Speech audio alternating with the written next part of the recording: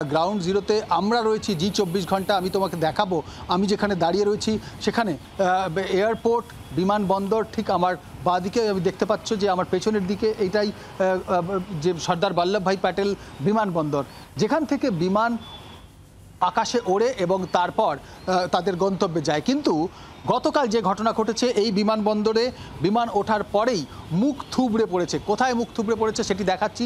দেখো, এই বাড়িগুলির মধ্যে সাদা এবং সবুজ গাছপালার মধ্যে, সাদা বাড়ি এবং সবুজ গাছপালার মধ্যে কয়েকটি কালো রঙের বাড়ি দেখা যাচ্ছে। এই আমি যেখানে দাঁড়িয়ে রয়েছি সেখান থেকে ঢিল ছোড়া দূরত্বে এই কালো রঙের বাড়িগুলির ওপরেই বিমান আছড়ে পড়েছিল গতকাল।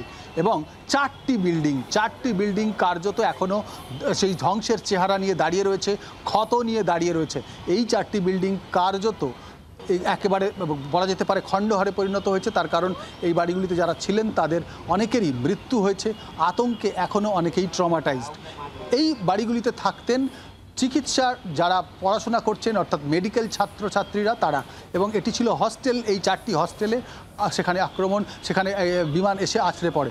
আর ঠিক তারপরেই কয়েকশো মিটার দূরেই সেই মেডিকেল কলেজ, যেটি কিনা 1200 বেড মেডিকেল কলেজ নামে পরিচিত, সেই 1200 বেড মেডিকেল কলেজের বিল্ডিং।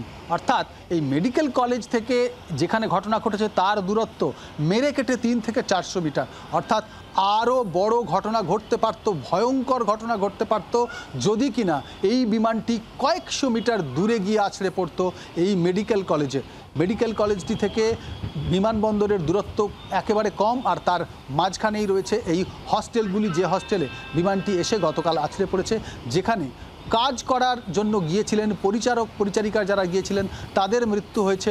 চা দেওয়ার জন্য যে নাবালক শিশুটি গিয়েছিল তার মৃত্যু হয়েছে, তার মা ঝলসে গিয়েছে।